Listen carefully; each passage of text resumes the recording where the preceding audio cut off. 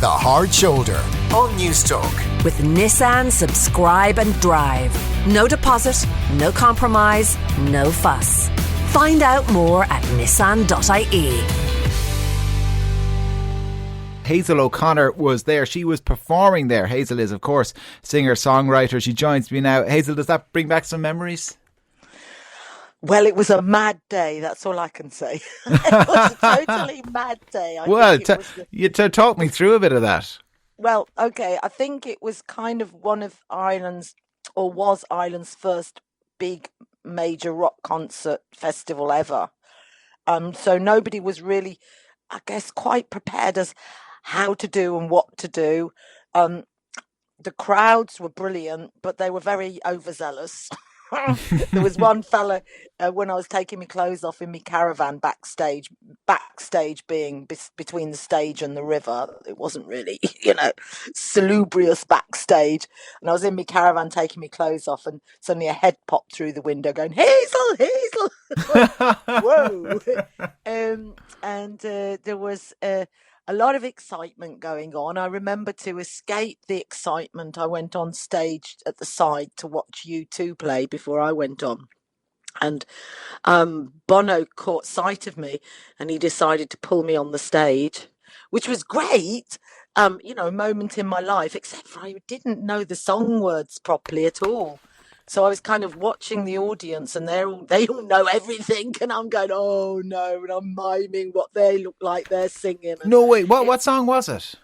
I don't know. But you didn't know the words? I didn't know the words. I was freaking out about my own gig and about the fella that had just stuck his head through the caravan window. So, you know what I mean? I was just like trying to go and, do something else. And in the doing something else, it was another accosting. It was a nice accosting by Bono, but it was an interesting situation, which, of course, has happened more in life since. But still, I was not prepared for it, and not very good at that kind of thing. I get shy and, feel silly.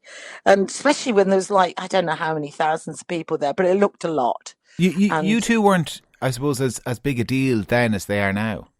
No, they weren't. A few years after that, they were huge and have stayed huge ever since. But I will always think of them in my heart as those lads that day. Really, really, I always do. It's like if I ever see Larry out in the world, not that I see anybody anymore because I'm always working, but I always think, oh, look, there's Larry, lovely Larry. And no, because he's such a nice guy. And those times were so exciting, but so unreal, I suppose, for somebody like me, because I'd only just gone and got famous, and that was unreal enough. And was there, given that some lad was able to pop his head through your caravan window while you were changing, was there any security? Well, now, there was security, all right, but it wasn't like it is nowadays at, say, festivals. And I don't know if that's good or bad. Sometimes there was a few guys that were a bit brutal with sticks, and that freaked me out a bit. I don't know. Yes, there was security is the answer, but no. But not like we see today. Yeah, nobody's got walkie-talkies. Nobody's going, hello, have you got your pass? And all that stuff. I mean, nowadays, security is so security that you think, oh, for God's sakes, if you don't hurry up, we won't get on stage. Because there's a lot of jobs worth to do those jobs, and there's some really cool people, but that's another story for another day. Well, then, Hazel, maybe explain to me how big a deal it was then for Thin Lizzy to be headlining that gig. Well, it was pretty huge because they came in on a helicopter. Whoa. We drove in our van. Everybody else was in vans, as you would, and they came in a helicopter. And I thought, oh, that's a good idea. I should have done that. Yeah, so they came in the helicopter just before they were going on stage, so no worries about somebody popping their head through the caravan.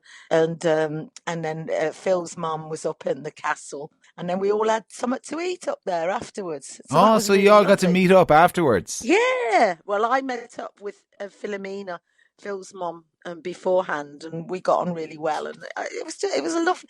Those things for me are the things that make any festival that you go to. It's the, get real time with human beings. Yeah. Always has been. And probably always will be, because I'm not very good at playing the star, really. It's like most festivals now that I play. If I play them, I'll go out afterwards into the audience or before, if there's bands that I want to watch, and watch it from the audience. Yeah. Because you can't watch something properly from, the artist's enclosure bit. It's just all too pretentious. Well, and if you go out, nobody expects you out there, so nobody bothers you. And if they do bother you, it's a nice surprise for them, really, or me. Oh, yeah. Well, listen, Hazel, don't go anywhere, because we're joined as well by Niamh Farrell of Ham Sandwich. Niamh, you played in 2013, is that right? It was 2013. It was the year that Bon Jovi headlined. How big a deal was it for you to be playing at Slane? It was huge for us. Like, I had grown up, my dad was a huge fan of Thin Lizzy, and he was actually at the Slane with Hazel and with U2 and stuff. Wow. And so he told me all about that when I was growing up, so to then go to his daughter being on the stage at Slane, he was very proud, and I was very proud to have achieved it, we're also the first and possibly the only Meath band to play Slane, which was another huge achievement for us. Everything is local, Niamh. Everything is local. Yeah. So it was a big deal. It was a big deal for us to be asked. It was the biggest stage we had ever played.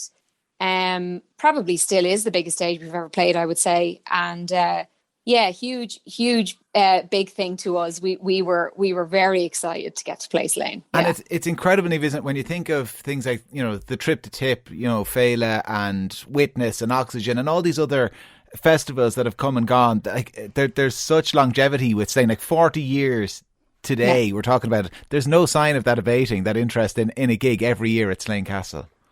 Not at all, no. I mean, it's like a rock and roll pilgrimage for people now at this stage. You know what I mean? It's the place people want to be. And I mean, continuously over the years, Slane always got the big acts. They got the acts, like the huge worldwide acts, to go to, play next to this beautiful castle in Meath. What is there not to like about that? You know what I mean? It just draws, things like that just draw people in. The fact that the stage is in like a natural amphitheatre as well.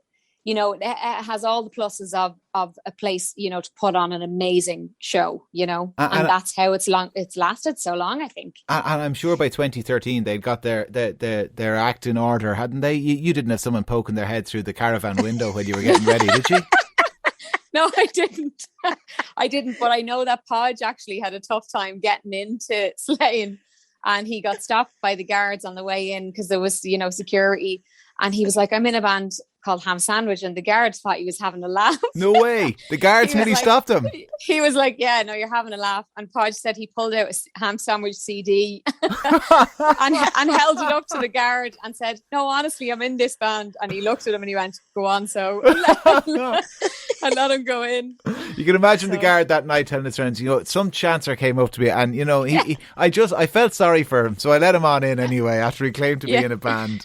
Listen, it's been absolutely brilliant speaking to both of you. Carolyn Limerick says, well, the first Slane 40 years ago, I was there many times since. I was there as well that night 40 years ago. A big blast of fireworks heralded Thin Lizzy, incredible memories, and little known U2 as well playing. So says Carol. Carol, thank you for that text, and thank you to Hazel O'Connor, who of course performed herself at that Slane, mimed badly along, as she says, with U2, but was up on stage herself in her own right.